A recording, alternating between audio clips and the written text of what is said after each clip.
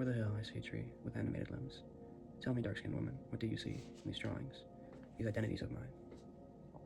You say duel's been won, but where's the fun in that?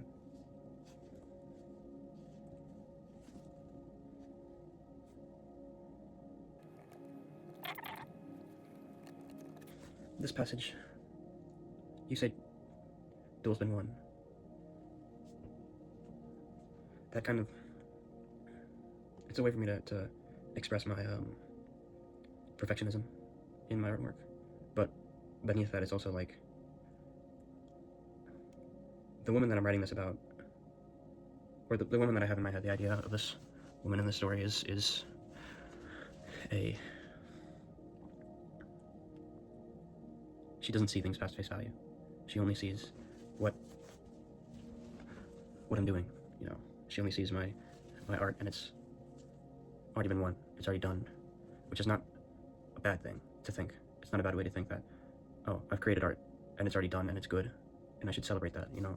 And I should find someone who loves me, for myself, and not for my artwork, which is something that I've struggled with, since my artwork is so definitive of my identity. That's something I've always struggled with.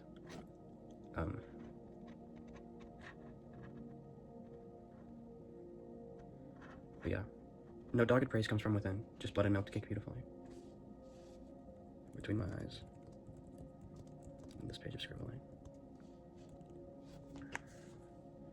That passage is supposed to mean, like, she comes in and distracts him from what he's doing. He's drawing, right? Then they have a conversation. If who I am is me to you, then what does it feel to die? In Panopticon half rot, pity it feels hollow. Panopticon half rot. Rot means to create something. Panopticon is constantly being under observation, and this character is expressing that he feels like he always is observed, and he doesn't hate it. I don't hate it. I enjoy it. I enjoy being judged as a human being, because it validates me. It validates anyone. I really want to put the concept of trust into this poem, this story. I want it to be about trust, because that's something I've been struggling with, just in my personal life.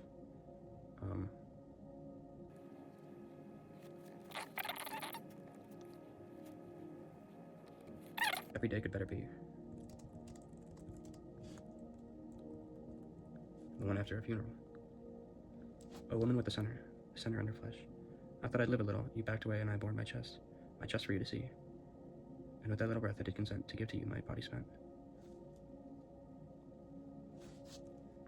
Do you ever get sonder for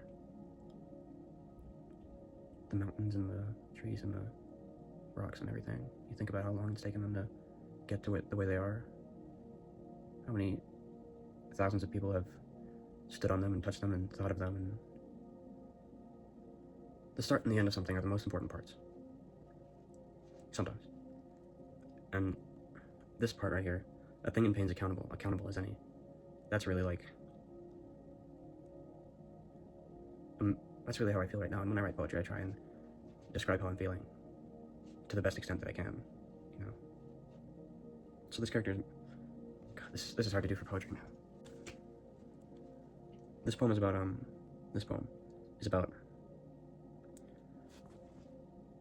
someone I once knew very well, who broke my trust. And Lord knows I've broken people's trust before. I've definitely broken people's trust before. It's just, I've never been on the receiving end. It's hard. This is giving me such a profound, like, and the reason, this person broke my trust many months ago, but now I'm finally starting to let them back into my life a little bit, as much as I can. And, it's just hard, man. But not because I can't trust her, but because of the feeling. Like, there's two sides of the brain, you know, the left side and the right side. Left side's are analytical, logical,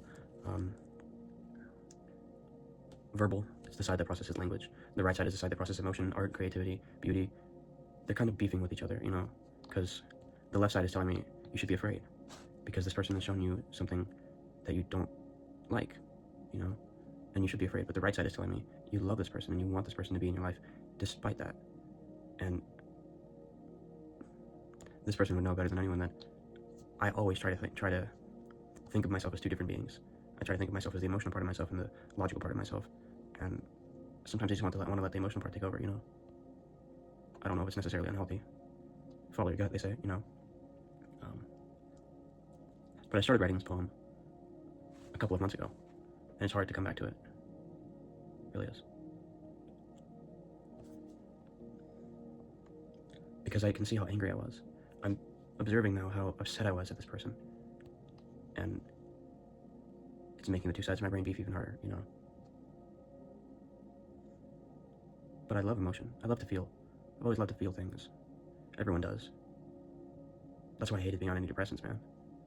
I hated being on antidepressants. It just feels like a click, like that movie Click, you know? It feels like you are skipping part of your life because you don't get to feel anything.